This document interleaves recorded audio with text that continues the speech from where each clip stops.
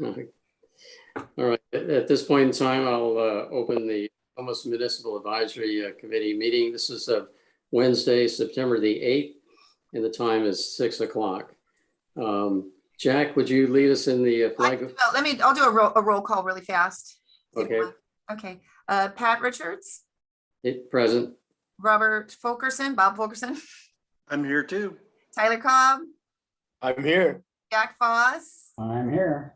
And Patricia Martinez. I don't see her. Okay. Thank you. I'll go ahead and get the flag ready and then take it away. Jack, will you? Absolutely. I pledge allegiance to the flag of the United States of America and to the republic for which it stands, one nation, a nation under God, indivisible, with liberty and justice for all. Thank you, Jack. Item 3 on our agenda is the approval of minutes from July 14th, 2021. Has everybody had a chance to review those? Yes. Yep. Okay.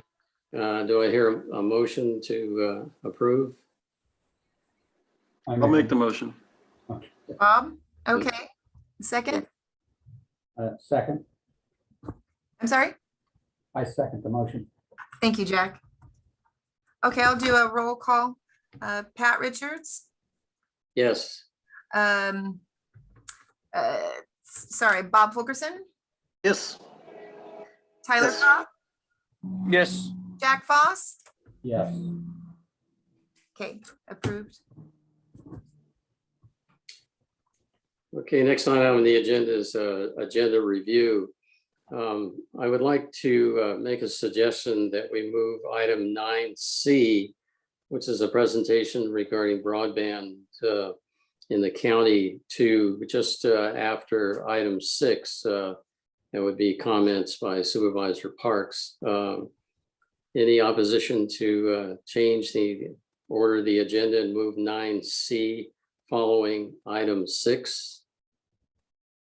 Not by me. Okay. Okay. All right. Hearing none, we'll amend the agenda. So next item on our agenda is public safety reports. I think previously we had the CHP officer, was it the captain? Ask Key? and you and where did Where did he go? oh there's Officer Key.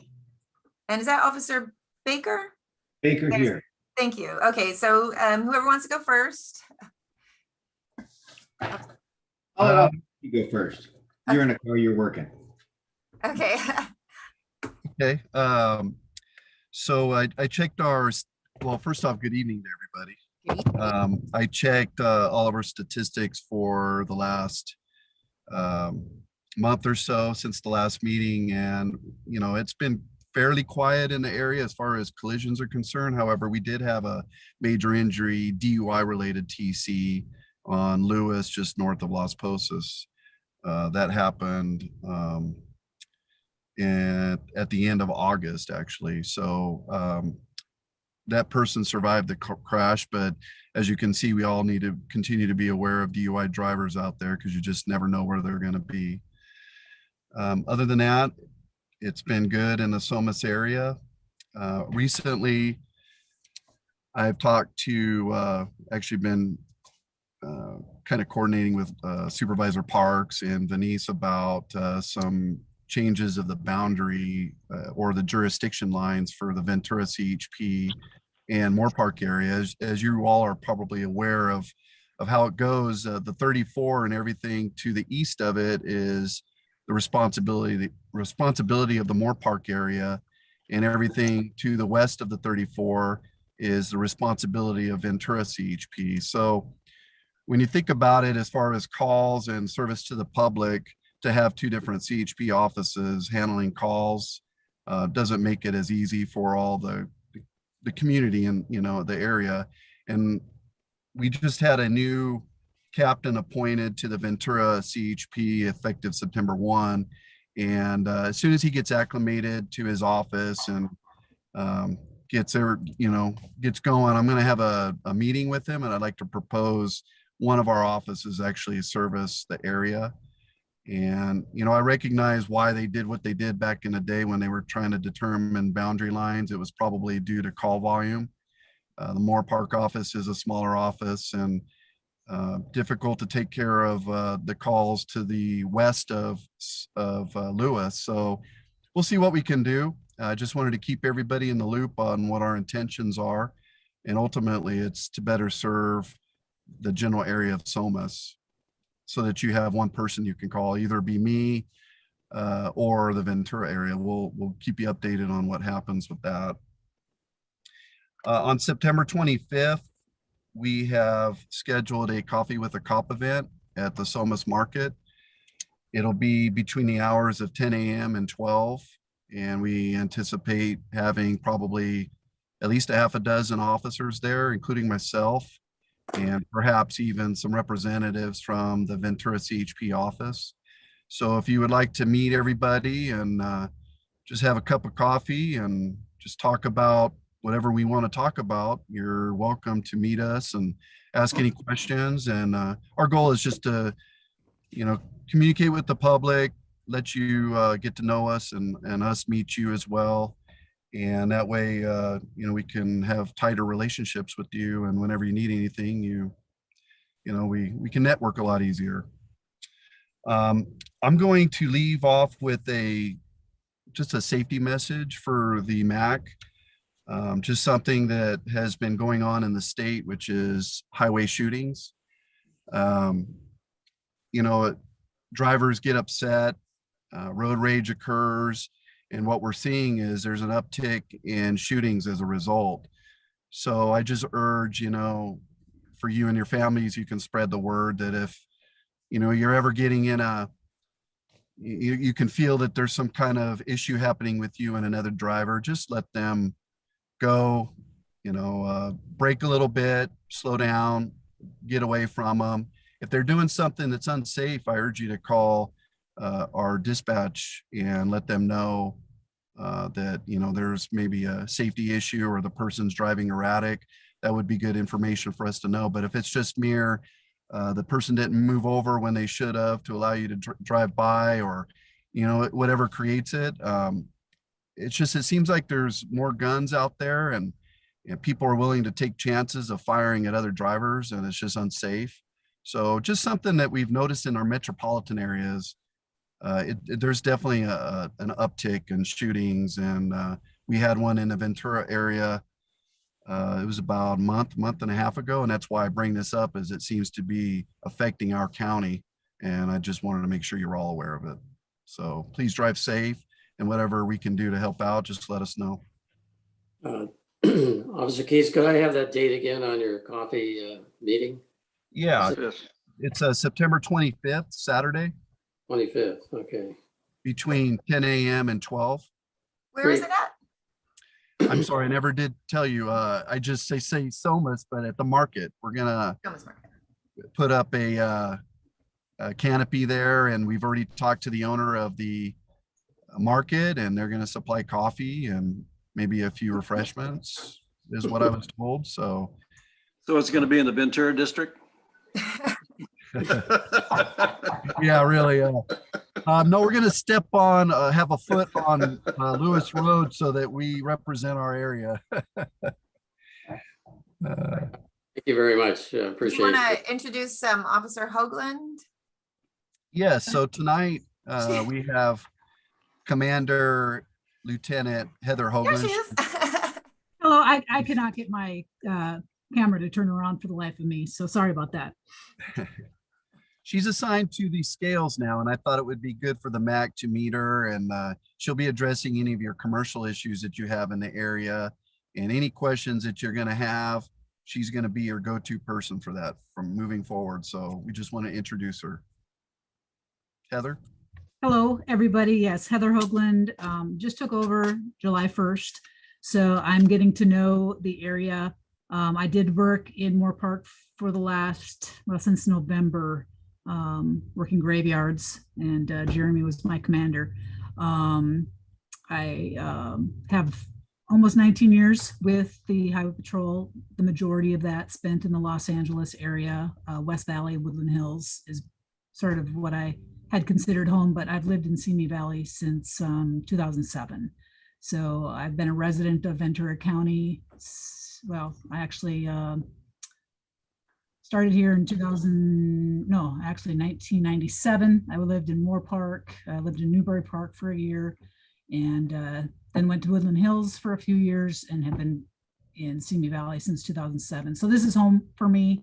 I'm so happy to be here, and I'm learning about the commercial facility and all the safety measures that we're taking, the risk management that we're doing to keep both the truckers and the public safe on our roadways, the 101 and the 118. Lieutenant, I have a question. Sure. The weigh station, or I guess inspection station, it's not a weigh station, that's just north, I guess it's northeast of Moore Park. Yes. I've noticed that the trucks, after they've been inspected or they're bypassing, have to merge on with the existing traffic. And there seems to be, for lack of a better term, somewhat bullying by the truckers as they try to merge. There's no sign about merging traffic, and there's a limited number of cones that are put out. Gives the truck drivers a very short time period by which to try to transition in. Is there an opportunity to put up, like not a yield, but just, a merging sign or some additional cones or something to separate them? I can talk with Caltrans about putting something like a merge sign in. I'll also talk to my officers who are pulling the commercial vehicles in for an inspection, that before they leave, they're instructed to merge into traffic. They do not have the right of way as they're merging into traffic. We all know that getting onto a freeway from an on-ramp, the people out on the roadway have the right of way, and the people merging in need to appreciate that and obey that. So yes, I will work on something like that. Appreciate it. Thank you. Yes, you're welcome. And We do have someone from the sheriff's office as well. I want to say thank you to Lieutenant Hockman. I appreciate the comments from the CHP. Thank you. Thank you. You're welcome.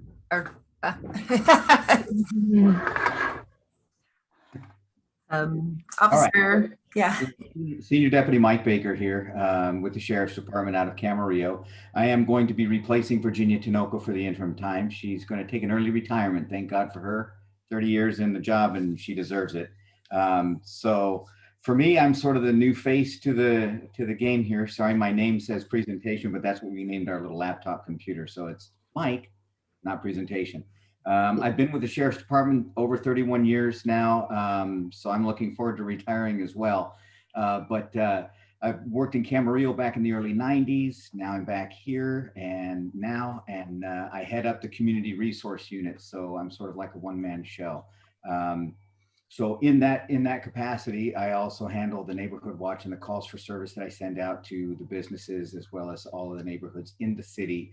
And then since Somis is just right so close, we also track all the calls for service for the county, both north and south of the city of Camarillo. So after looking through all the calls for service over the last month, probably the biggest trend that I'm seeing right now with everything, we get the typical type things, noise disturbance, shots fired, and especially out in the county area, somebody shoots, out in the guns and people call. So it's typically unable to locate the source of that. But the one thing that I have seen in several of our reporting districts is theft of mail. People are breaking into mailbox and stealing the mail. So whether or not that's a common trend as of late with ballot theft and so forth, it's possible, but nothing out of the ordinary. A lot of traffic stops and standard theft calls that really aren't related to anything. So it's pretty lucky being in the Somis area, the outlying area. I used to live there too. And it's a great little community, a lot of good people, and it's very, very closely knit, as I'm sure all of you know. So I'm not saying anything that you don't already know. Let's see, what else? As far as tips, I don't have any tips. There's scam calls that are happening all the time, and that's probably our biggest thing that I deal with on a daily basis is the scam calls, either by phone, by email, or by recording. And then, you know, we've all heard we've been trying to reach you regarding your automobile's extended warranty. You know, you get a phone number that you don't recognize, pass it on to your neighbors, just let it go to voicemail. 9 times out of 10, the IRS and the Social Security Administration is going to send you a letter. They're not going to call you up. And if they do call you, they're probably going to sound as though they work on the East Coast, not Far East. So that should be a clue. But other than that, Somis is pretty quiet from our end. I would like to say that we will be getting back into doing some coffees with a cop. If I wrote down the date, I don't have my schedule for the work computer, but if I can make it out there on the 25th for yours, Officer Key, I'll be happy to join that. We typically will do our coffee with a cop just south of the CHP or county city border at the, we call it the Crossroads Starbucks at Lewis and Las Posas. We had been doing that once every other month or so. We got a really good rapport with the Starbucks employees and managers there. It's always been a big hit, and a lot of people show up and enjoy it. And plus we get a lot of cops that show up and start making coffee and freaking people out when they come to the drive-thru and have an officer handing them a cup of coffee. I love doing that part. That actually is really fun because the looks on their faces. But yes, we do a lot of outreach. My information, Ms. Terry, you have my information now, so you can pass that on if anybody has any concerns, questions, or considerations for anything ongoing in the community. Even though I am assigned to the city, we handle everything because it's right there on the border. So that's it. I have a question. Lay it on me. What about burglaries? Are they on any of your statistics? You know, as I'm looking at it here, we got a 911 hang up. We got theft of mail. We've got theft of mail. All of the thefts that we've had are theft of mail. There have been no standard burglaries. I think probably the reason being for that is if you consider Somis proper, which is what I refer to as North and Donlin or Dotson and all of those streets right there behind the market and near the fire station. That's such a well-lit and close community that crooks really don't bother going in there. They're going to go out into Groves Place, over behind Spanish Hills in those areas there. And a lot of those places, you know, they're gated and they have their own, you know, sort of outlying areas. So not a lot of burglaries other than on the other side, you know, the north end of the 118, it's ranch properties. So crooks typically don't want to hoof it that far to carry stuff out and get caught by dogs and so forth. But no big burglaries. We get a lot of the burglaries in Spanish Hills and the estates over by Upland. Thank you very much. Appreciate Yeah, it. I have a question. Yes, I've ma'am. asked Waldemar Janowski to unmute. You have a question? Yes, thank you. Yes. The two questions really. One is, can you say anything about the illegal pot farm that was discovered in Somis recently? You know, I can't say anything about that except for what I read in the Red Book. So a lot of times, you know, we only operate on tips for the information that we're going to get to be able to outsource that, or for our narcotics officers and our details to research and find out where that is. But I don't know the size of the grow. If that's something that you want more information on, by all means, shoot me an email to remind me and I'll research that and figure out any statistics that I can give you. But I wouldn't be able to comment on too much of that, not because it's an open case or anything. It's just because I only read about it in our Red Book and that was it. Didn't read the case. Okay, thanks. And the second question I have is, there's been a lot of neighbors who complain about coyote packs in the neighborhood, you know, eating their chickens and going into their garages. They're very in broad daylight, being very bold these days. Is there anything we can do about that? You know, yeah, having dealt with coyotes myself, and where I live in Camarillo, I get coyotes also, and I have a dog. So, okay, this is going to be a little bit outside the box, right? So you have to understand guns, pellet guns. I don't necessarily recommend that you're going to use that against a coyote, right? Because who wants to carry a pellet gun or rather like a 22 or a small caliber gun, especially when you're in a semi-populated area, you don't know what your backdrop is. I always recommend people to get an airsoft gun. I have an airsoft, a spring-loaded airsoft gun that I stick in my pocket when I walk my dog when it's near dusk time and early morning hours right at dawn time. And that's probably going to be one of the best things in to have, because it's not going to injure the animal. They're going to get a couple of pelts from the BBs, and it's going to surprise them, hopefully scare them off.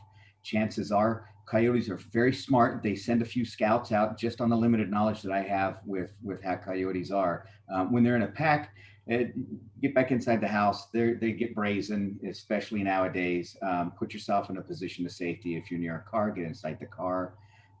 But if you see one meandering on the property and you have an airsoft gun and you want to get them off and train them to stay off of the property, because if they know they go to a certain point, they get stung in the butt by something that made a noise and stings them in the butt. That's probably your best bet. But then again, I grew up kind of country. So that's kind of the old school method, and not particularly the official stance that the Ventura County Sheriff's Department has on dealing with coyotes.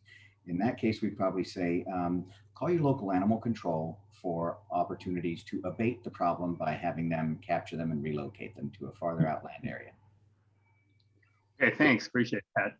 I put your email in the chat in case, yeah, okay. All Thank right. you. Right. Thank you very, really appreciate the comments and the characterization of coyotes.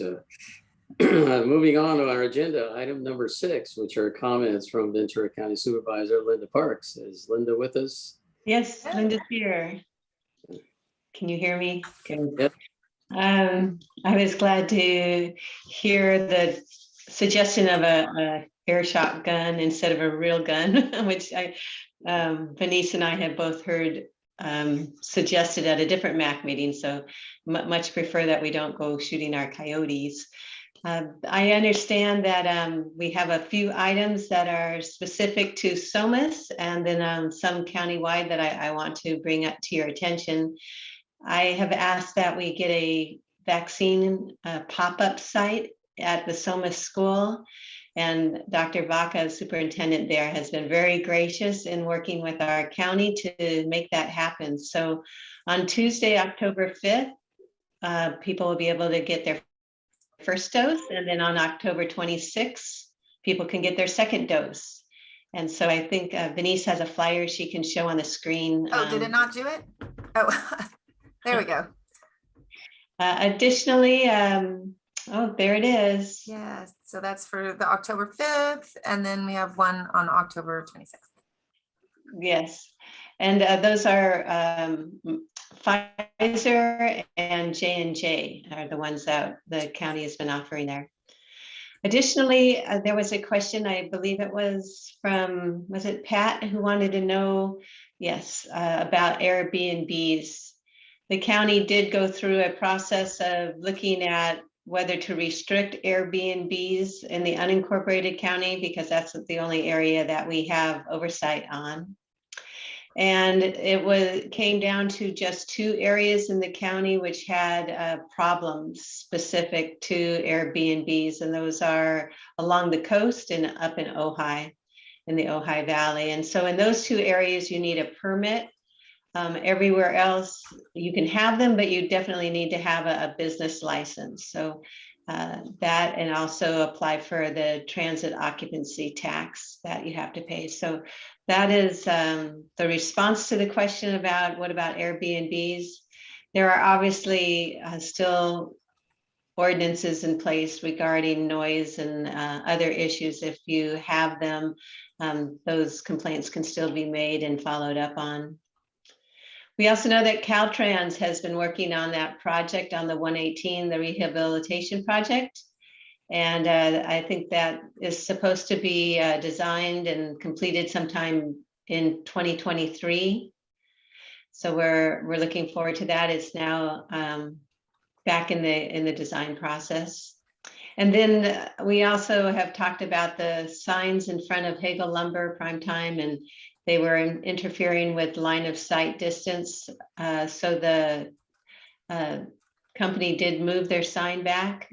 And so that meets Caltrans's safety concern regarding, so trucks have that radius to pull out and can exit without encroaching into the traffic lane, the opposing traffic lane.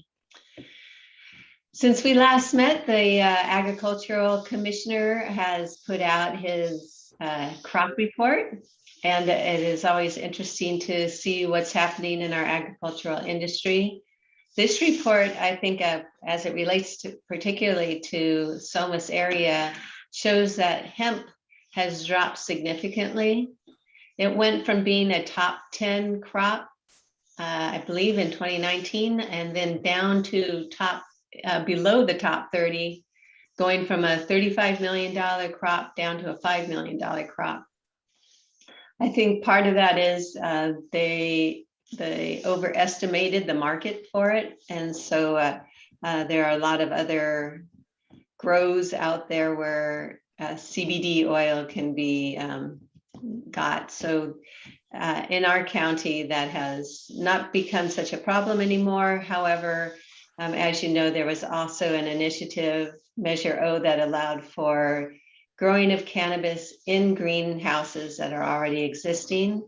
It appears that one of the largest ones, and probably in the United States, is over there at the Howling Nursery, and that is being switched over for cannabis. Other items, I know we are later on going to be talking about the corridor freight study.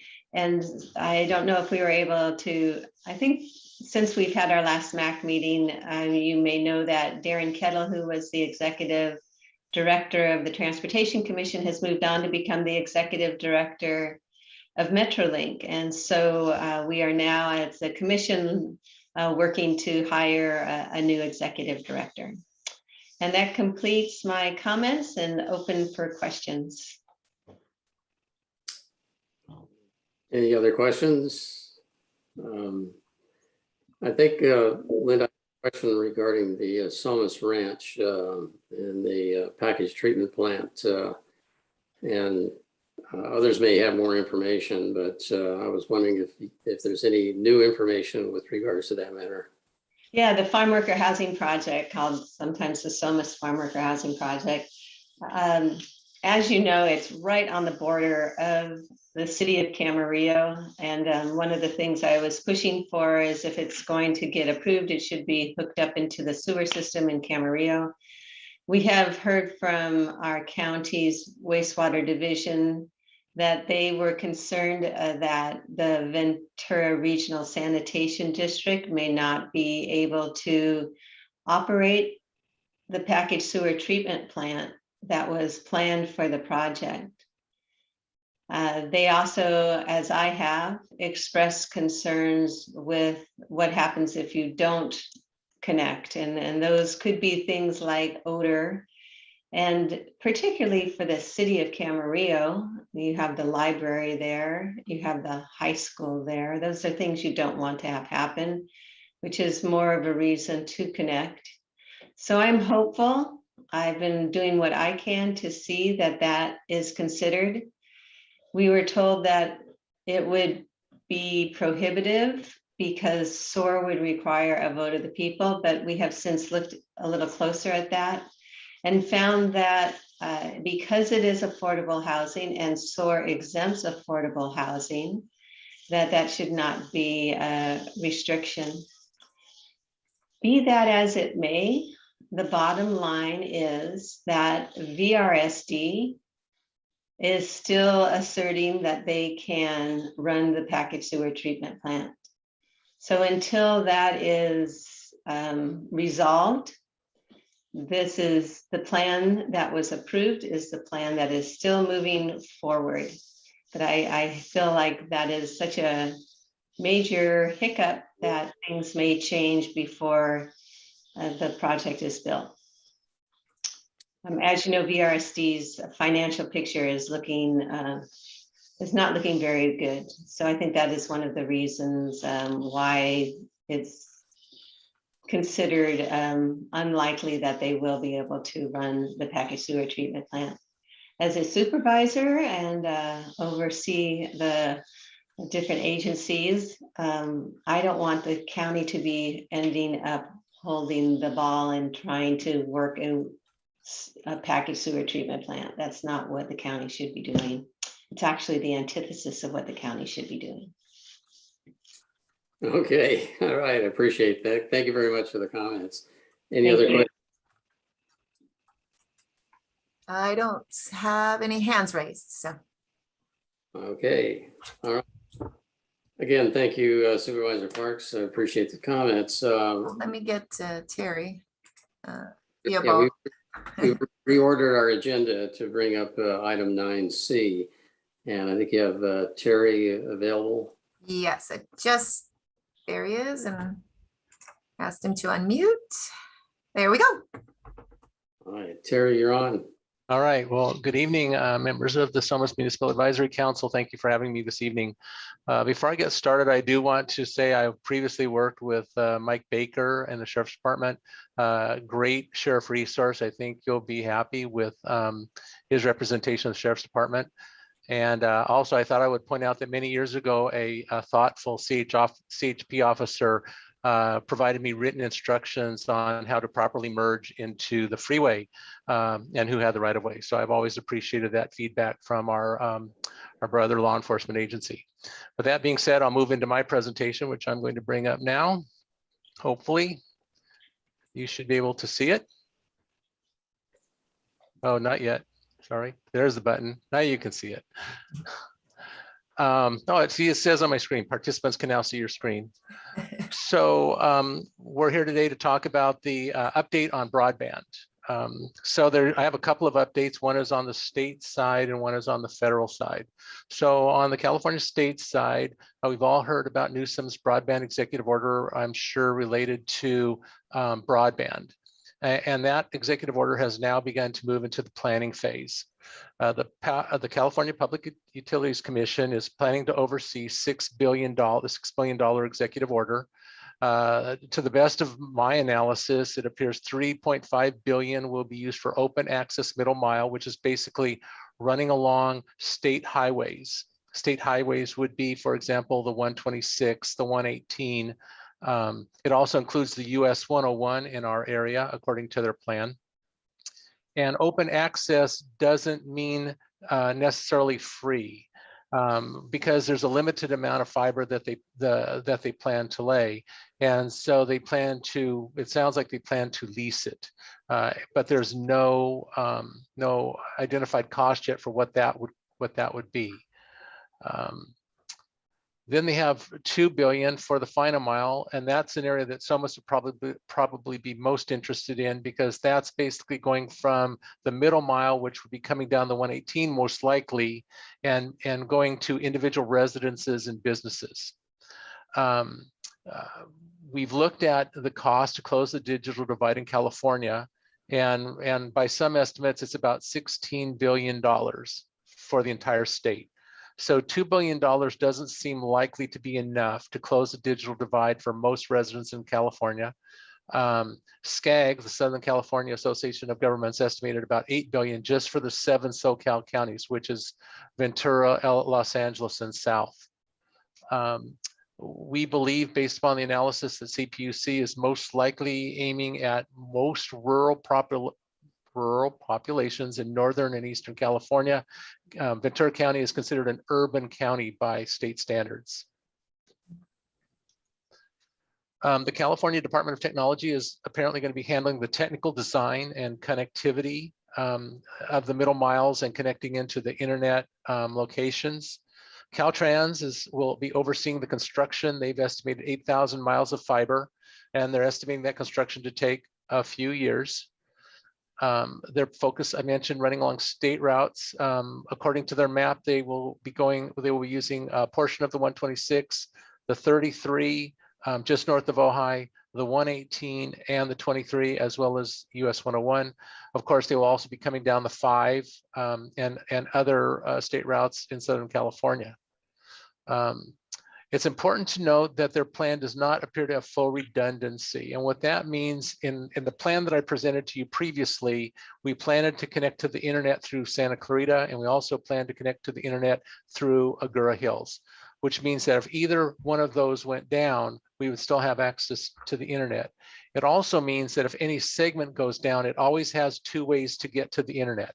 So if we were to lose the 23 connection between the 118 and the 126, everybody along that route would be able to go down through Agoura Hills or north out through Santa Clarita.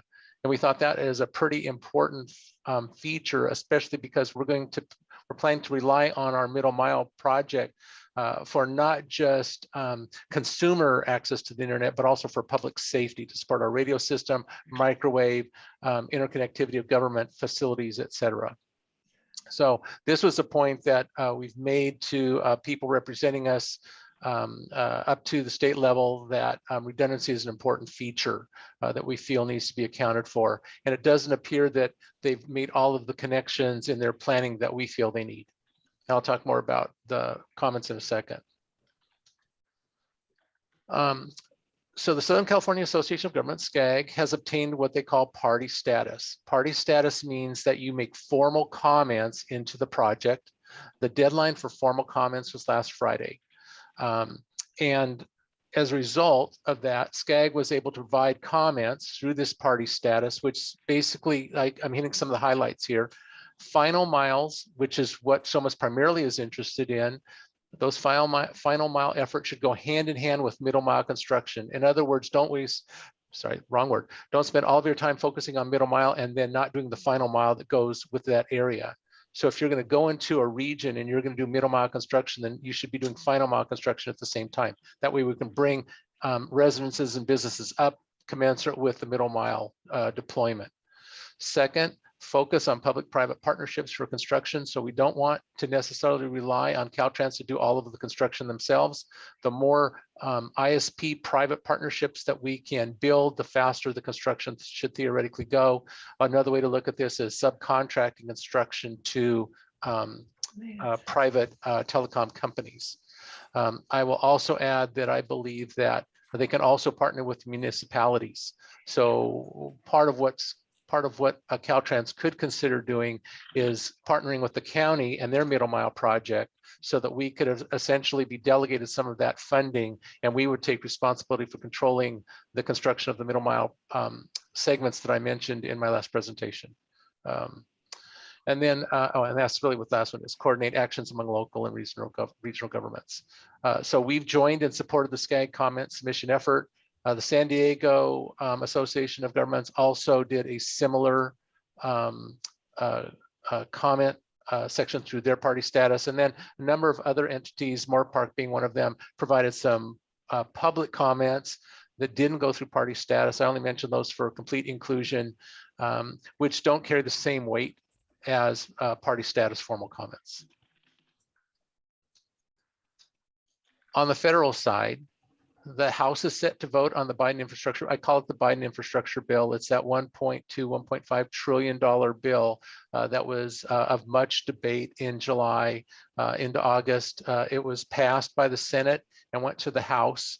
This was the bill that Nancy Pelosi has been trying to work an arrangement with the House Democrats so she can get a $3.5 trillion domestic package passed. And the plan right now is for the Biden infrastructure bill, the one we're most interested in, to be voted on in the House on September 27th. SCAG, again, along with SANDAG, has sent the 7 county, this is the one I might have mentioned last time, all 7 counties signed a support letter. Our CEO's office and our supervisors signed the support letter that we sent to members of Congress, asking for $4.8 billion of what we believe is $550 billion targeted for infrastructure in that bill. We've also asked that the federal government provide that money directly to SCAG, not necessarily to the state. Depending upon internal federal government processes, there could be months of processing before the funds are allocated to the states or to SCAG. I just made this point, Skang has pointed out, in most cases, this type of federal funding is provided to state. This would likely be the CPUC, given they've already been designated as the overseers of broadband construction. And SCAG recommended that the counties pool their legislative energies, that was their term, and lobby the federal government to provide funding directly to SCAG. So we're awaiting a meeting on the results or the interaction with the legislative analysts so we can pursue this direction. So the county assessment, which is mostly my assessment, and this is to some degree supported by comments that have been made publicly. So the state project will likely go out several years without Ventura County being near the front of the line. That's based on prior Caltrans and CPUC efforts. It's based upon what appears to be a focus on Northeastern California, more of the rural communities than what they would consider the urban communities. Which means that we would probably be later on in the process. We all believe both federal and state efforts have merit. There's a lot of funding for broadband out there that definitely could go towards completely closing the digital divide in California. So despite the lengthy timeline on both the state and the federal fronts, we believe we need to continue to remain involved in those efforts. And to close the digital divide for our disadvantaged areas along the 126, 118 South Oxnard within a meaningful time frame. We're going to reinitialize our efforts to pursue alternate grant funding. So there's still a lot of smaller grants that we can go after that, as we add those up, could potentially allow us to build those middle mile segments. So when the money does come through, we can immediately start focusing on that final mile to get the internet to underserved areas, disadvantaged areas throughout the county. That concludes my comments for today. I'll entertain any questions you might have. Any questions from the MAC? I don't. I have a question. Terry, you were talking about a meaningful timeline. What are you really talking about? So when I joined this project in August of last year, when I became the interim CIO for the county. And the thought at the time was we would go after some smaller grants and we would try and get something launched within 18 to 24 months, begin construction. And my push was to begin construction along the 126 because it provides a direct connection to the internet. And from there, we could also easily lateral over to the 118. And we'd be able to, with those two moves, we'd be able to take care of Fillmore, Piru, part of East Santa Paula, Saticoy, El Rio, Nyland, and Somis, in terms of connecting all this up. Isn't there an existing fiber optic line in 118 at the present time? There is. It belongs to a private ISP. And so what happens with the ISPs is, and I'll use their term, it needs to pencil out for them. In other words, they need to be able to charge a certain rate to warrant the construction effort. So you need a certain rate across a certain number of people that they can say, we're going to spend the millions of dollars necessary to lay that final mile fiber. And it doesn't appear that most of that has penciled out for a lot of the providers, which is why we have these pockets of areas that are underserved or disadvantaged. And this is where we feel like we need to get involved to help some other providers with infrastructure. So for example, AT&T has fiber connectivity in the middle of Somis, but they haven't gone out and provided fiber to the houses in Somis. And the specifics of why they haven't, I do not know. However, if we provided a connection, an alternate connection in Somis, we believe, based upon other municipalities that have done this, that there might be smaller ISPs that would be willing to come in and make some investment because they have such a close connection now to the place they need to serve, that they might be willing to make that investment and provide internet access. Is the county currently investigating that, or you're waiting for it to come forward? Yeah, so we put out an RFI to the ISPs to see who would be interested in coming into the area. We had 30 people pull out the RFI. I think we had about 10 or 12 actually respond to it. Our next step is to send out an RFP so we can begin developing a contract for a partner that would be interested in moving into some of these areas. We also have begun exploring what happens if no partner wants to do it, if it doesn't pencil out for them. I think that that isn't our primary goal. It's certainly not. I think Supervisor Parks made a comment earlier about that's not probably the business the county wants to be in for another area. I don't know if the county would necessarily want to be an ISP. However, there may be places where we have to do something if we can't get a private partner to go in there and provide the service they need to, or we need them to. Now, all this fiber optic line is buried. They're all this trunk lines and things that they're planning on putting in. Those are all the buried lines, not utilizing poles. No, we also are looking at aerial. That's part of our solution, includes aerial runs, especially in areas where you have very large lots and the dig operation is expensive. If there's already poles and we can access those poles, we definitely would want to do that. Okay, all right, thank you. Sure. Any other questions for Terry? I would comment if I may, and that is, this is, I believe, on your agenda as an action item. If you want to take action, and the action that you may want to look at is writing a letter in support of including Somis community in this. So we can have it looked at, cut out as part of the longer term effort with the grants that we anticipate in the years to come, but actually have that request to be looking at in a more immediate future for Somis. Terry, I don't know if you have thoughts on that, but I just feel like it would be nice to memorialize their support. Absolutely. What we found is for all the grants that we've been looking at, support letters are very important. The more we have, the better it's going to be. And I already have support letters. I didn't actually solicit them. They were provided to me from a number of the communities we have already. So certainly adding Somis's support letter would be an outstanding way to memorialize and represent Somis interests in our activities that we're going forward with. Thank you. Do I have any comments regarding? One second, let me unmute. Tyler. You ready? He was, there you go. All right. Any comments from the MAC with regards to such a proposal for a support letter? Just one comment.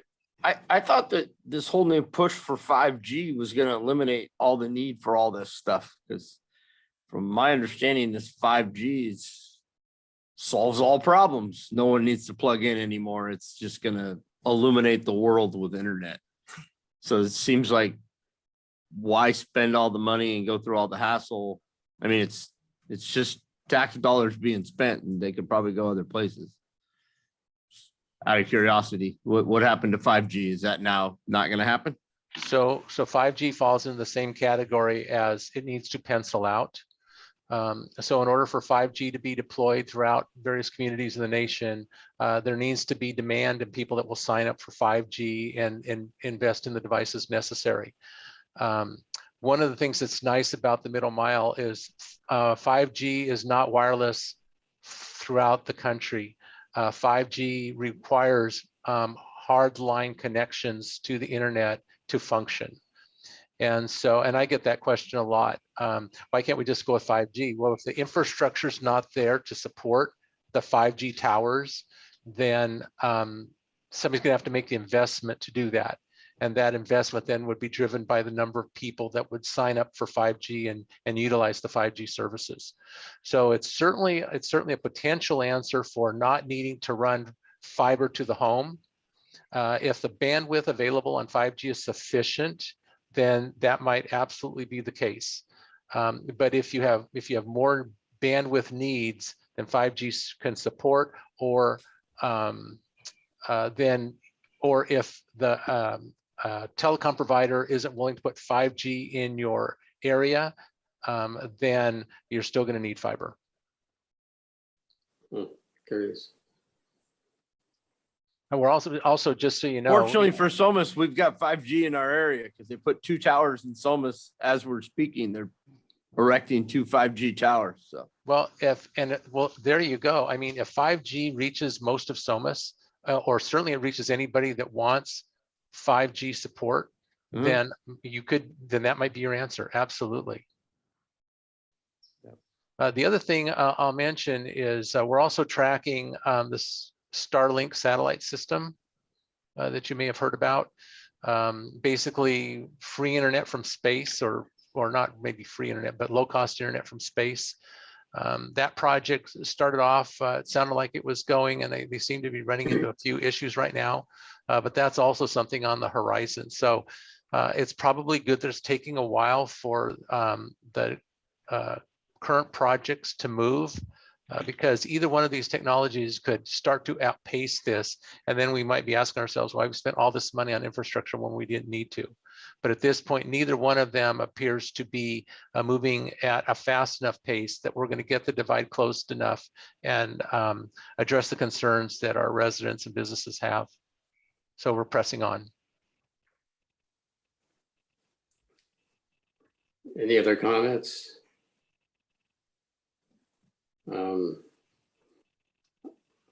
I'm not sure. We seem to be kind of in a wait and see provision at the present time. Any comments from the MAC with regards to a wait and see, or do we want to generate a letter of support for both the state and the federal agencies pursuant of the internet process? It seems to me that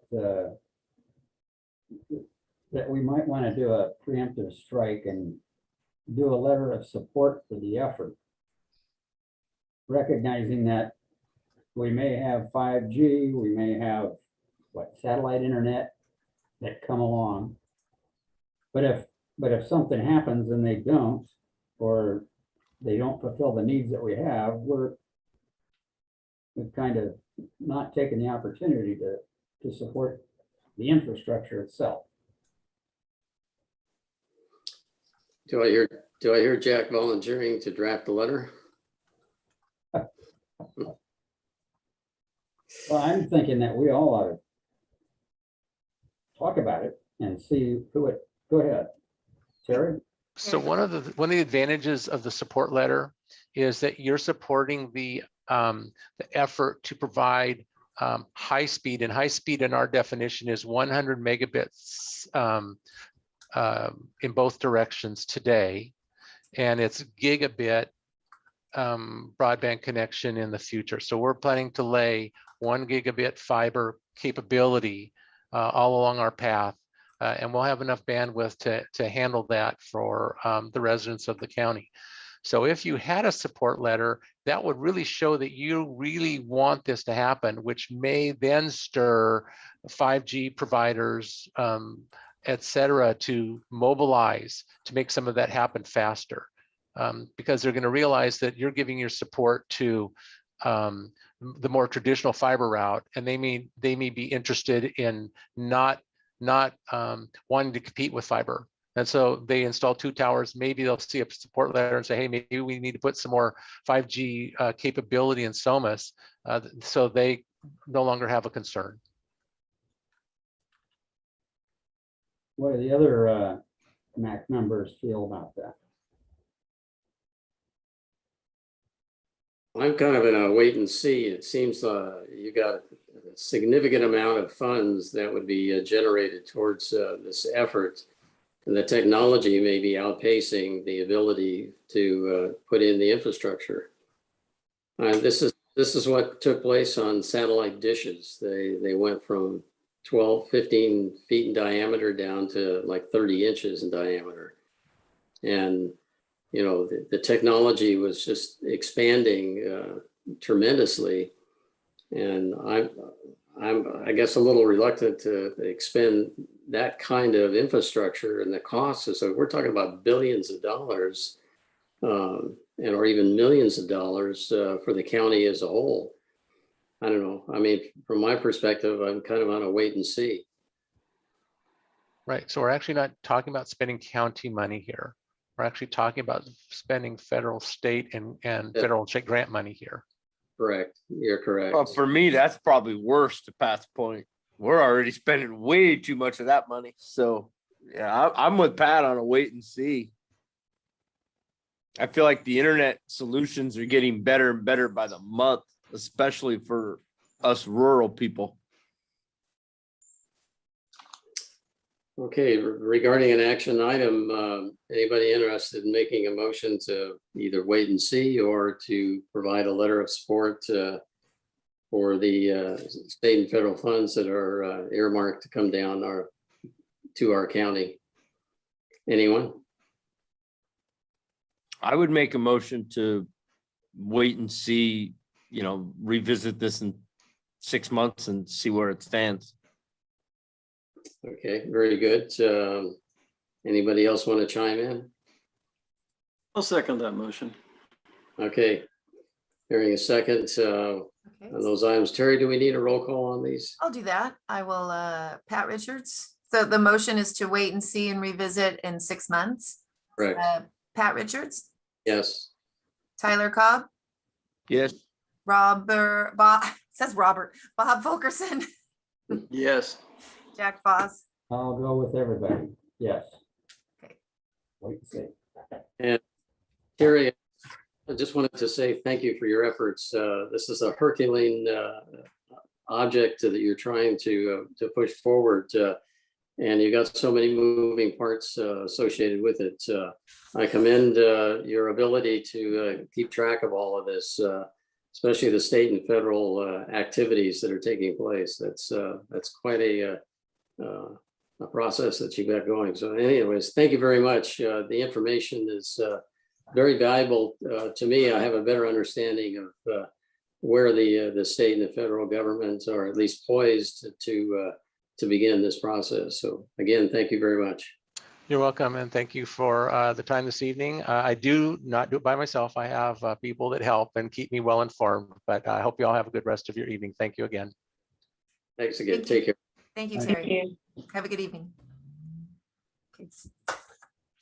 Hey, we have council comments on items not on the agenda. Anybody have anything to talk about? That's not on the agenda. All right, hearing none, we'll move forward to item 8, public comments, also not on the agenda.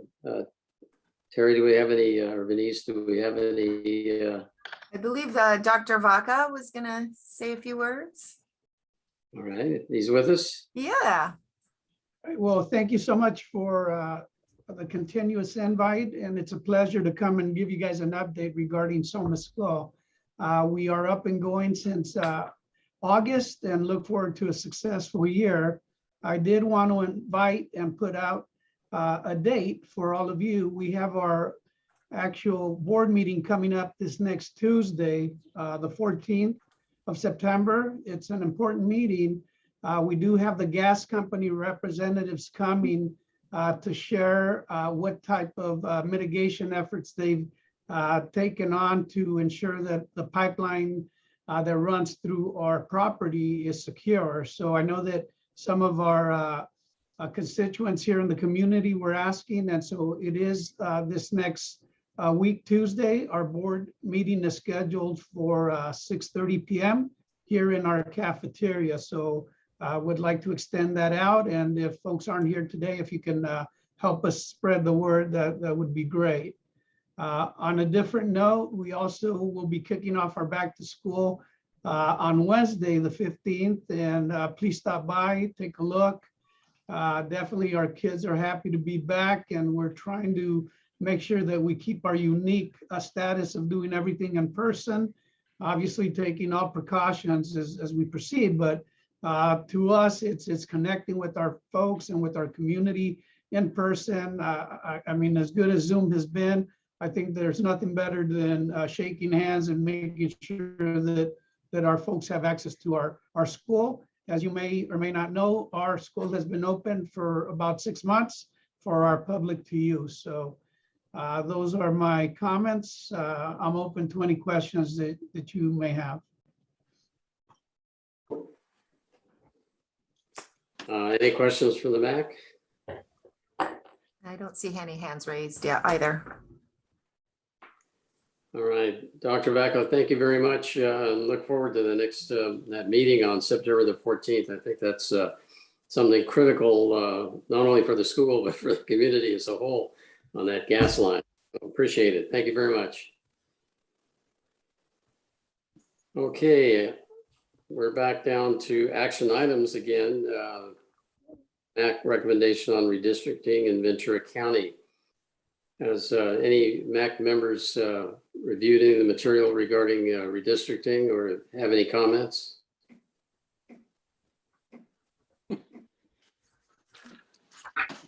Where are we going to flop to this time? I can share. This is just the information that was sent out with the dates for the meetings.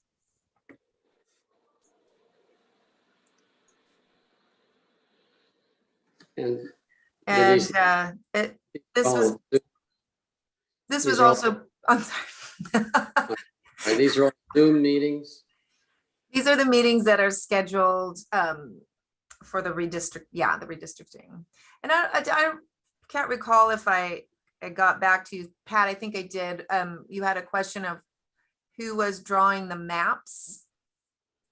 And the Board of Supervisors is handling the district redistricting process via the CEO's office and a consultant. So the CEO's office and consultant, they draw various alternative maps based on the information they receive in these workshops, and on all these scheduled workshops. And that's where they will get these draft maps and then present them to the public and to the Board of Supervisors. So there is no committee. It's the CEO's office along with a consultant. When would be the first opportunity to see a map? Looks like October 19th. October 19th, sorry. I'm looking, yeah, October 19th. And all the workshops are up here. August. What do we need action on? Pat said it was an action item. It was an action item if you wanted to write any, again, if you wanted to do a letter of recommendation regarding Somis, you don't have to. It was giving you the opportunity. Well, from my perspective, it seems a little premature for us to comment when we haven't seen what is being proposed. Well, that's because they're in the information gathering period at this point, but and you don't have a MAC meeting unless you wanted to call a special MAC meeting, but there isn't a MAC meeting unless what's your next MAC meeting? The next MAC meeting is November 10th. So you could do something before the November 16th public hearing post with the draft.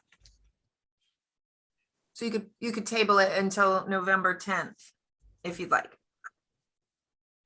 It seems a little late. Now these maps are drawn and redrawn in various committees. There's certain criteria that has to be adhered to in creating the boundaries. Mm-hmm. There are definitely those criteria, and the issue that I'm seeing from, for example, the Santa Rosa Valley MAC, they want to make sure that, where they have a preference where they want to be, which district they want to be in, and also just make sure that they are not split in half. I've written letters in support of, for example, the city of Thousand Oaks not getting split in half. So those are just, ways to get the information out that your community, you see yourself as a community, and that one that needs to be, continue to be an integrated community and not split. So those are two things that you could look towards.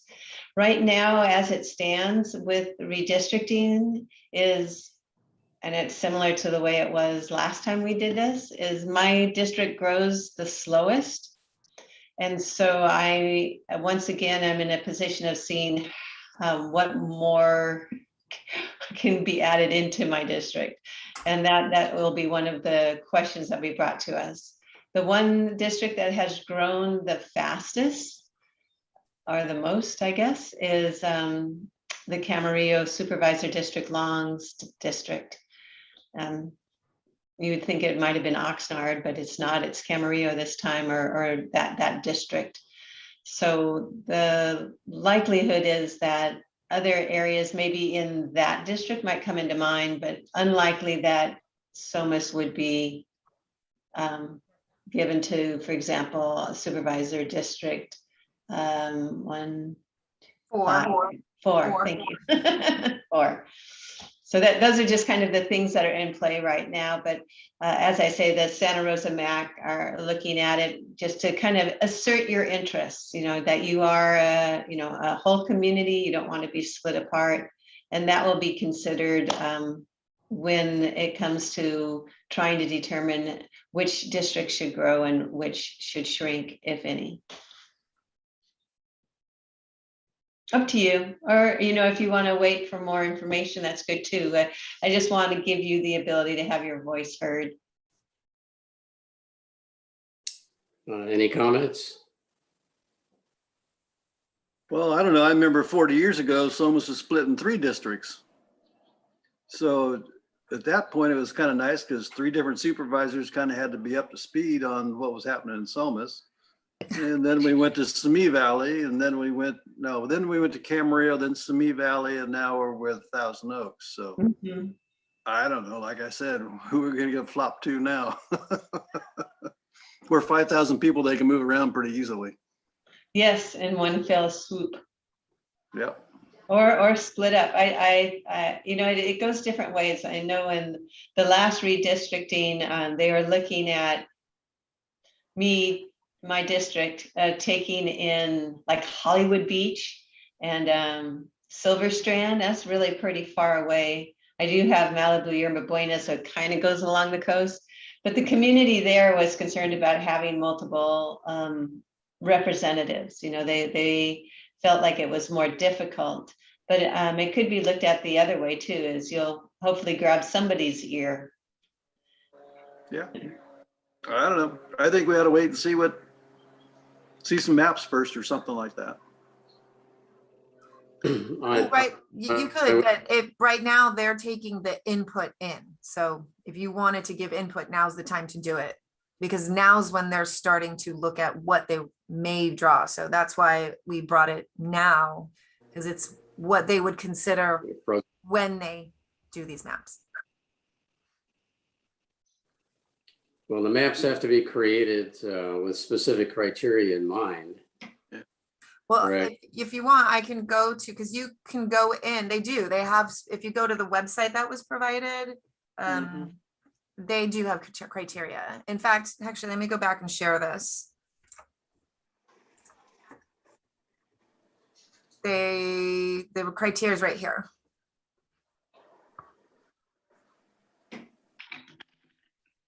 Well, they've already said that they shouldn't be split.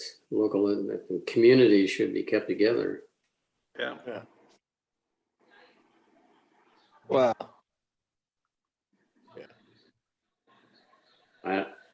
my preference would be to wait until a map is at least created, at least the first map, so that you have a general idea of what direction are they planning on going. And if you disagree with it, you can voice your disagreement. It's a long way. It's a long time before they reach a final decision. Is it December? November? But you will also have the opportunity to always come and speak at the board too, at the actual meeting. So you have that ability. You don't have to, do something now. You can see where it's headed first. And we can always move it to the next meeting your next meeting is November 10th. And there is there's a public hearing on the 9th and then on the 16th. So you're right in the middle of those final hearings. Well, is there an opportunity for a special meeting in October? to Sure. talk about- I mean, Yeah. would we have maps by that? Because it says draft maps, October 19. Mhm. Yeah, I but mean, to your point, Denise, that November 10th is right in the middle, so we would have 6 days to get an opinion in. Right. So it makes sense to just look at it at our next November 10th meeting. I mean, you'll start seeing the maps in October. Yeah. Certainly I'll send the information out as we receive it. Mm-hmm. okay, So, is that a recommendation, Tyler? Yeah, I guess so. Recommendation to look at it at our next meeting, November 10th. so Okay, we'll table it to November 10th. any other comments from the MAC? Well, I would concur. I concur. So a second by Pat. Sure, yes, I'll do a roll call. Pat Richards, yes. Tyler Cobb, Yes. Bob Fulkerson, Yes. Jack Foss. Yes. Thank you. Okay. One comment for me is we're doing the same thing at Somis School. Can you imagine? I don't know how you split up the Somis School District. I mean, there's only, 5,000 people in the district or so? Mhm. And 4 of them live within 3 blocks of each other. It's going to be fun. All right, moving on our agenda, we have item 9B, which is the Ventura County Transportation Commission Freight Corridor Study. Any comments? So that one, their next workshop is on September 16th. That's the last one, I believe. At 4:30 in English and 6:30 in Spanish via Zoom. You can go ahead. I have the website pulled up here. Hold on one second. I can share my screen. Y'all can see that. So if you go to the goventura.org VC Freight, it just gives an overview, but what really is here in public input, they have the Zoom information, when the next meetings are, but more importantly is they have the previous workshops if you want to go through and listen to what has been said already. Because the draft plan will be sent to VCTC on October 1st, and the final plan will be sent on November 5th. So there is no MAC meeting unless you want to do a special meeting between those 2 dates. So Well, there's another reason to have an October meeting. We're out of sync. Yeah, that's true. yeah, you're out of sync. That's okay. We can always do an October meeting. Yeah. The last time this item came up for comments, at least my memory serves me that there was an interest to identify that there was little support for 4-laning Highway 118. Right. So Yeah. that was the thought, if you wanted to provide comments to keep Somis Road 34 as is. 34 and 118. Or, yeah. Yeah, it's likely 118 is going to be part of the corridor because right now they're looking at, in addition to the 101. So that is, to me, what is most likely. However they manage that, but how do they get to the 118, I think is the question. And so that's, kind of the corridors they're looking at. Yeah, before, correct? Linda, I believe at one point in time, the county general plan, it indicated that Highway 118 from Somis Road to basically Mesa School was not to be widened to 4 lane. Are you saying now that VCTC is advocating that that portion of the highway be widened to 4 lanes? I was actually a leader in getting that amendment to the general plan to keep it 2 lanes, particularly in the Somis area. What I'm saying is that there is an effort to do a second throughway, not just the 101. And so 118 is the most likely one, whether it's adds more lanes by the state of California or not, it is a state road. I don't know actually what the county authority is in preventing Caltrans from doing what Caltrans wants to. As you know, it took a legal action to change the county's support at one time for a wider 118. I think it behooves the community to assert that you don't want the freight corridor going through your town. And that it just seems like a natural way to protect your community. That's not one that I would wait and see. I would definitely be proactive on that and assert your MAC and your community's desire to not have a truck corridor going through Somis Road. Are we talking about Somis Road or are we talking about 118? I'm talking about Somis Road. I think 118 is a given. Yeah. Whether it's a 2-lane 118 or more, that's me as a second issue. I think what the real issue is, what will be the road getting to 118? Since they're both state highways, I agree with you, Linda. 118, we could forget. If they want to do it, they're going to do it, but we could maybe try with 34, but there's really no other way to connect 118 not using 34. So I agree with you. It's worth getting out in front of, but not a lot of teeth behind it.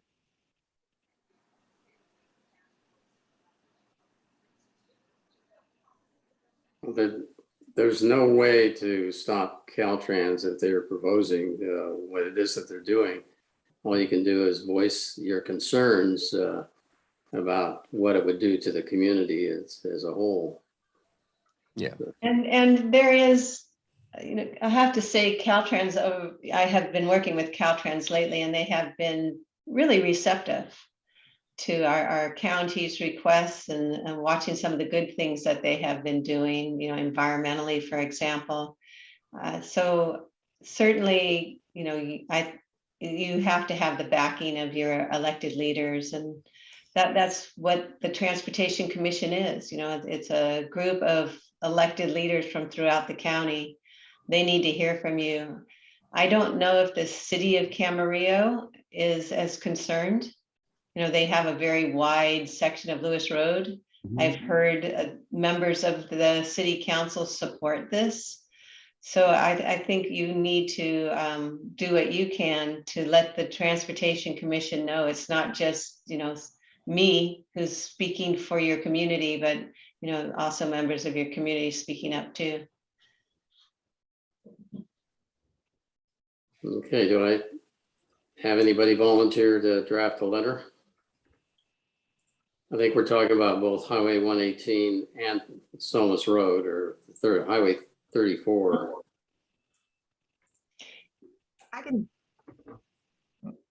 Venice can assist with it, and I'll assist Venice. I was gonna say, if you give me the points that you want me to include, I can just, and then you agree on the points, I can just draft the language and just get it to you, Pat. Okay, I can provide you some and others can chime in. Sure. I think we're opposed to Highway 118 being created as a truck corridor and or a widening would be 4-lane to support that corridor. Sorry. The other is say Route 34. In order to widen it, you're basically going to remove most of the downtown Somis commercial district because it has to go on one side or the other to widen. I saw a plan a long time ago that they had Somis Road. If you're coming from Pat's house, you're going south on Somis Road. You know, you make that little bend in the road right there, and then you come across the bridge. The plan I saw was to continue going straight out far enough, and then put the bend in the road and create a new bridge, and then meet up with East Street on the other side, and then continue down to the corner.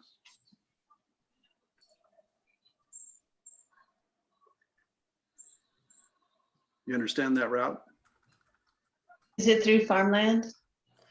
Yeah, it would be through that 12-acre parcel across from Somis Market Yeah, I know that is Yeah. for boating. comes a Well, and it takes a little bit of Ed Ives too, but Yeah. so. Pat, I may not have gotten everything you said regarding 118. I think the 118 thing is something that you put in the letter just because it looks good. But Mhm. I think, you know, if they're going to widen 118, a letter from the MAC's not going to stop it. I think, you know, mentioning 118 is smart, but I think we strenuously mentioned the fact that 34 really changes the town of Somis a lot. I mean, 118 would as well, but the 34 thing is really the big driver, in my opinion. More so than widening of 118. Yeah, but I agree, but I still think we ought to oppose the 118 as a truck corridor. We ought to go on. Oh, no, I record agree. saying that. Just for the Yeah, record. I agree with opposing it. I think, but we need to emphasize 34 because I think that's the bigger driver. But that's just my opinion. Well, and I don't think we ought to offer alternatives such as the bypass, the 34 bypass. That was originally when we were doing the intersection, and they wanted to do the 6 or 8 lane intersection at Somis Road and 118. Mm-hmm. We came up, or somebody came up with a bypass that went through that farmland and bypassed the town of Somis. But, you know, Well, offering them alternatives, I'm not sure that's going to get us any. the bypass was originally Caltrans came up with the bypass. That's when they were talking about the last time they were going to widen 34 and 118. So the bypass wasn't just an alternative to the intersection. That was a Caltrans alternative 20 years ago to widening the 34 regardless of the intersection. Because I remember seeing that bypass 20 years ago, the last time this was all on the table to widen 34. So they are already well aware of the bypasses. Matter of fact, one of the copies was a Caltrans idea. Let's see. And I don't think we ought to say in the letter that most of downtown Somis area would be hurt. I would say it would be destroyed. Destroyed, that's fine.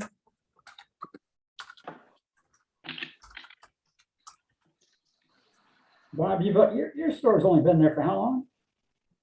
125 years. Yeah, what the hell? Yeah. Don't forget Fulkerson's Hardware.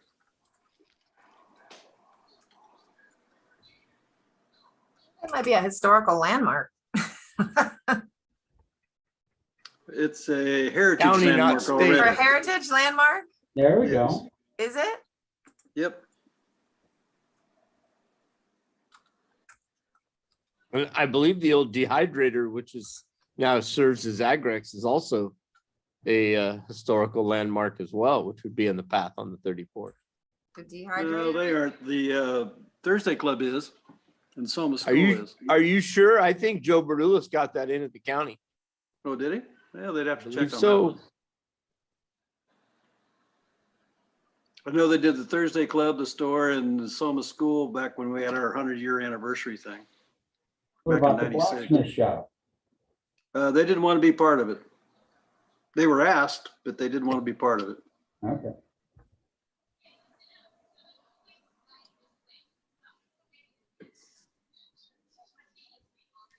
Denise, I think you got some general talking points. We can work together and flesh out a letter. Okay, sure. You could add the Thursday Club to the Heritage Landmark also. It's Okay. on Somas Road. Okay.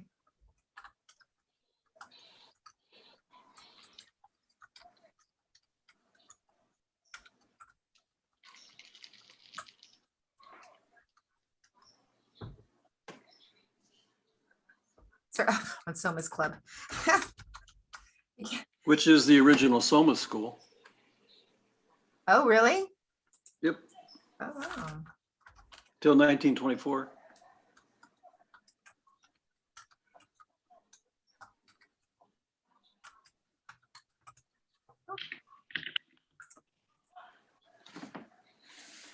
Okay.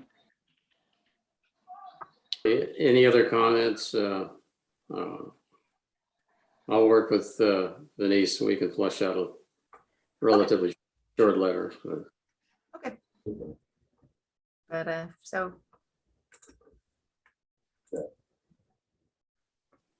Oh, look at all that stuff. I know.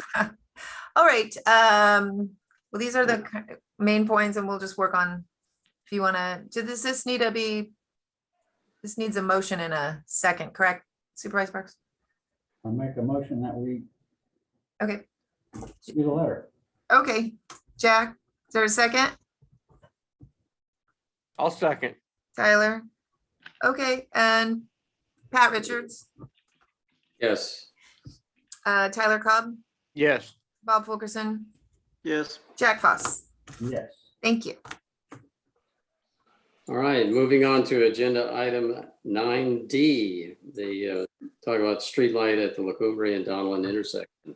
Any new information with regard to this, Denise? Yeah. So I did, well, I talked to the Public Works Real Estate Services, and as you know, this particular intersection is outside the boundaries of the community service area. So that said, any street light, because we're talking about a light, not a traffic light.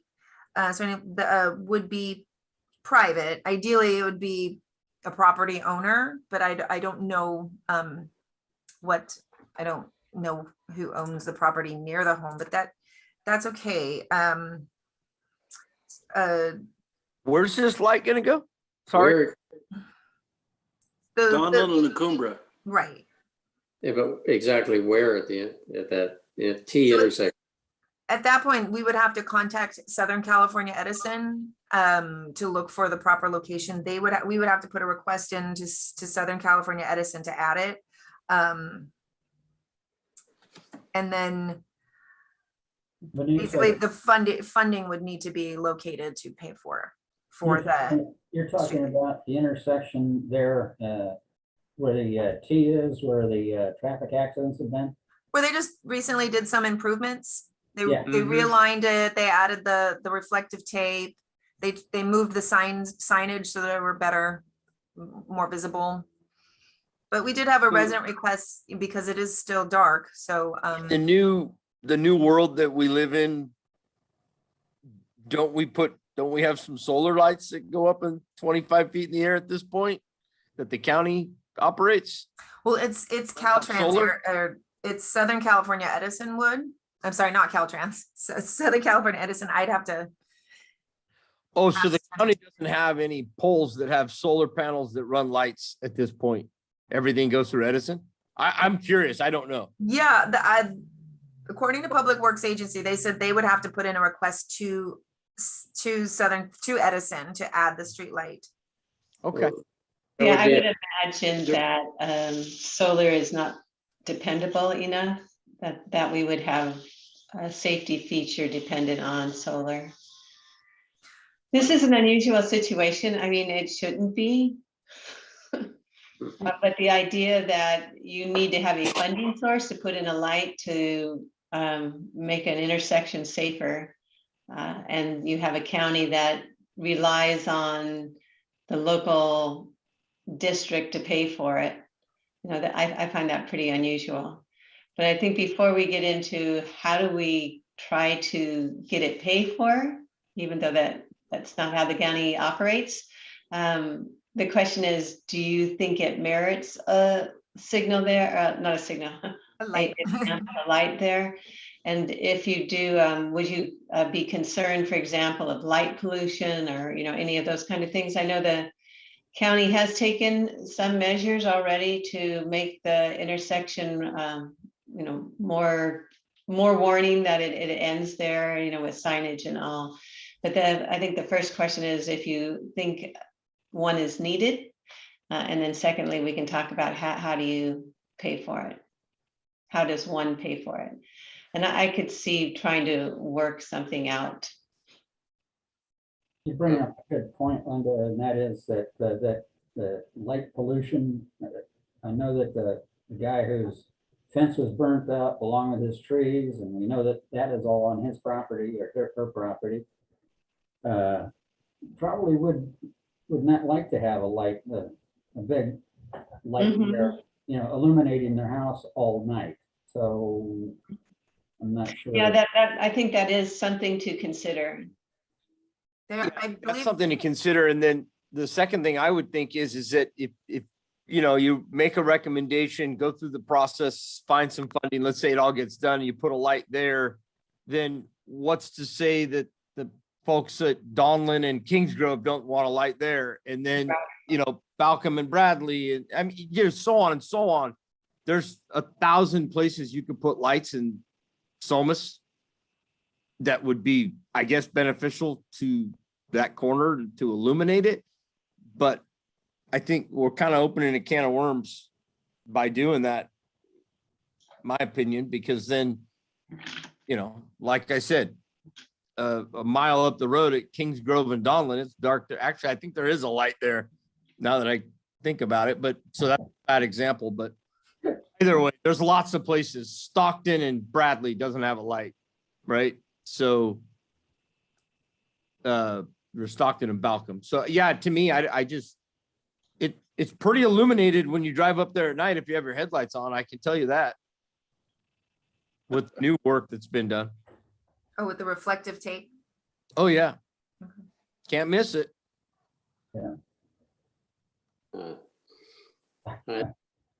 Any other comments from MAC members? How far away are the boundaries from the community district? Ooh. They're not, I'd have to pull up the map, but it's not within it. Oh, I know that, but Yeah. I didn't even know we had a community district. I think there is a I have a map somewhere, hold on. countywide community service district that covers everything from Ojai down to Lake Sherwood, for example. And that district, if Somis were in it, you know, then you'd have to go through LAFCO and all of that to do it. Linda, I'm curious because there's a light at the intersection of Blackberry Lane and La Cumbre. And I was under the impression that that was part of a lighting district. I don't know of any other lights in the area, but. So there are obviously other districts out there, lots of little districts, but I'm assuming the one that we're talking about here, in order, you know, how close are you to one? There's this countywide one.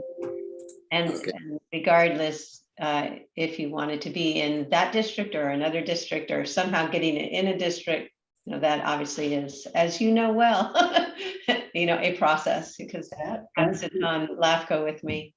Yeah. Isn't Here, I did find the, your street there, isn't that a private street? The light is actually across the street on county right of way. But maybe they pay for it. They could still pay for it. here's the, oh, okay. Oh, there it is. So in red are the portions in it's not a great map. I had to really. And Donlin, this Donlin La Cumbre is kind of in this area, correct? Yeah, it's way down lower than where you are. It's just Yeah. 40 yards off of 118. Yeah, it's All right. there. Yeah, so it's not in Like a, right, Right in there, yep, like right in this area. yep. So that's right. So, yeah, Actually, that's an old map, doesn't even show the new La Cumbre. right. I know. It took me that was a map they provided. Okay. Yeah. I'm getting the impression that most of the MAC members are not anxious to pursue. Any comments with regards to whether or not we should be looking at pursuing a light at that intersection? Any comments? Well, I think I'd start off by asking the 4 people that live in those houses right there if they want a light. And Yeah, I you may mean- not want to go there if, you don't support it. Yeah. Well, I Yeah, would support it if they supported it, Oh, because they're going to be, anything that comes from it that's bad is going to affect them probably.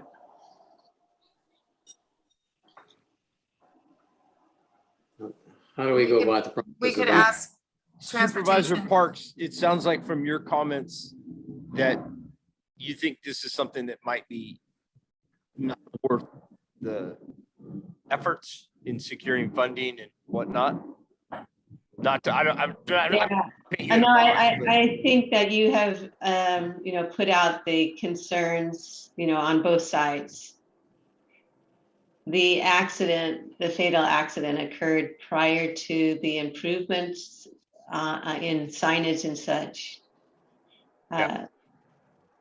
You are in a rural community, the idea of, we have other areas that are trying to go to what they call dark sky ordinances because they want to see the stars. So there are ways that you can see that the light is, downward facing and so it doesn't spill out. But they're also installing now these LED lights in places, and they are considerably brighter. Mhm. Well, you moved to a real rural area for a reason. So, if you don't have the streetlights in front of your house, that's, I would make a Move into the motion city. to not take any action in regards to putting a light on the corner of Donlin and La Cumbre. Do I have a second? I second it. Okay. All right, Denise, you want to do a roll call? I'm on. Pat Richards, Yes. Tyler Cobb, Yes, ma'am. Bob Fulkerson, yes, ma'am. Jack Foss. Yes, Thank you, sir. Okay. Thank you. I think we're getting towards the end of our agenda. The last item is future agenda items. Anything the group would like to add to our next agenda? I think we've got Every November, districting.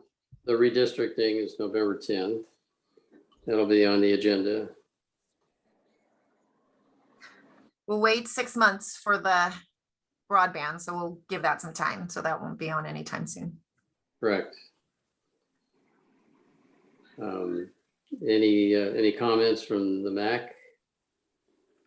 Any future items?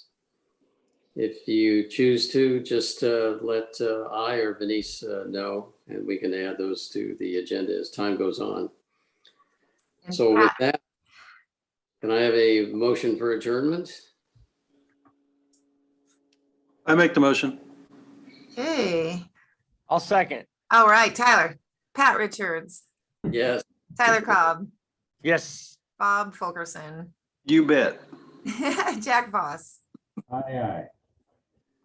All right. Hey, I really appreciate everybody's comments, especially with regards to the freight corridor study. I think that's important. So thank you. Sorry again. about that Navy jet that went over. No, the